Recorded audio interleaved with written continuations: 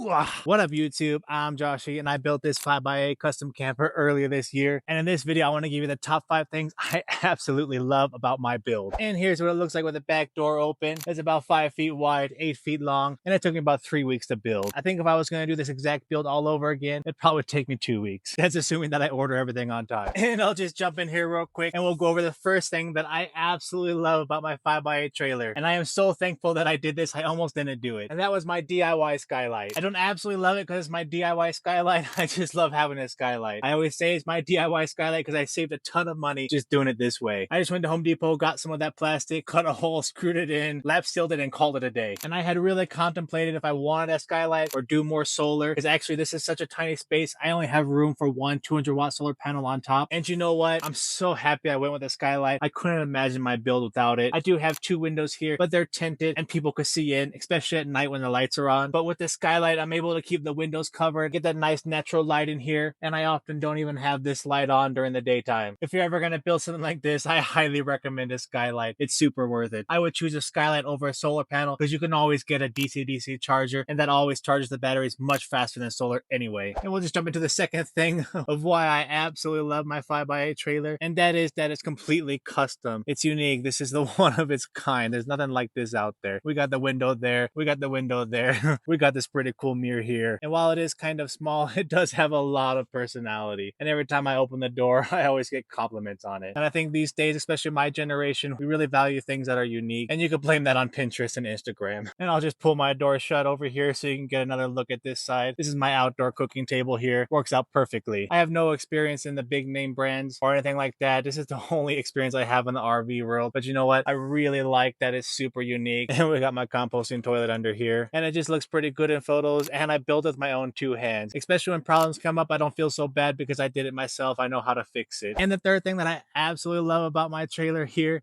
is the size. I had pretty much 0 experience pulling a trailer before this. I mean, I did pull my uncle's boat a couple times and like a utility flatbed a couple times, but that's about it. And if you're like me and you're a little bit stressed about pulling a trailer, going with a smaller size to learn and practice really helped ease my nerves and comfort me. I have heard that backing up a smaller trailer is more difficult than backing up a bigger one, but this thing's so small that I often don't need to do that. I can still kind of make U-turns and do things like that. And the only time I pretty much back into a spot is when I'm trying to get a good view or turn around on a dirt road. And yeah, that does kind of suck. But in general, I think the size is absolutely perfect. I'm able to pull into any parking lot. I do take up 2 parking spots, but I'm able to pull out and turn just fine. Even at the Costco gas station line, I'm able to go around cars. I think personally for me, having no experience, I really learned a lot with this trailer, and the size of it really put me at ease. Also, I don't have to worry about any campgrounds or anything like that. This pretty much can fit even at the tent spots. And we'll kind of jump in here and go over the 4th thing that I absolutely love about my trailer. And if you can't tell already, it's my TV. I did a video about this. Everyone thought I was crazy about putting a TV here, but you know what? I usually sit right here, kick up my feet like this, and I get a pretty good view of the TV here. And I can pull this table up over here. My wife usually could sit there, and we could put our drinks or snacks right here and enjoy watching Netflix. I also play a lot of Call of Duty on this TV. I don't really know the game specs if it's good or not. I play on a PlayStation 5, so you could tell I'm not that serious about gaming. But I've been playing since I was a child, and while the TV does take a reasonable amount of energy, I always have enough power to run this for a couple hours a day. And that's because I have 200 amp hours off-grid system down here, and we're talking about the 200-watt solar panel on the roof. I also have a 40 amp DC-DC charger that pretty much keeps my TV running because it keeps my batteries topped off pretty much all the time. And I know a lot of people that do a build like this or in this lifestyle, they'll run those battery power projectors or something like that, and I really had thought about that. And I actually have one in the back of my truck. But when I did this build, I knew I was going to be living in here for a while, and I really wanted that crisp look that you could only get with a TV. Because while we all pretend to like projectors,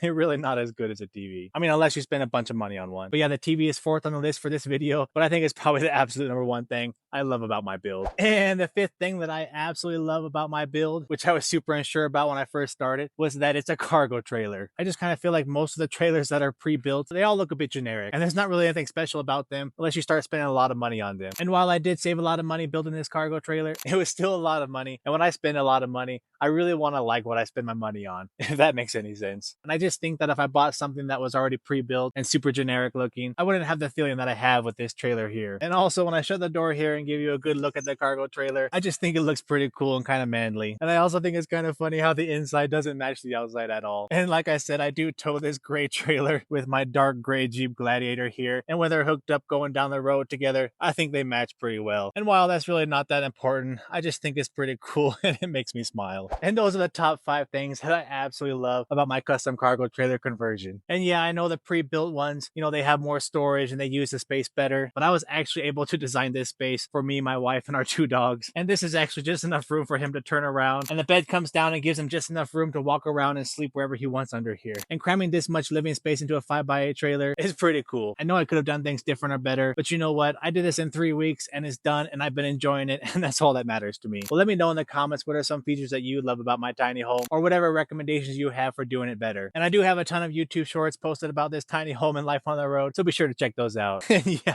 I guess we'll see you in the next one.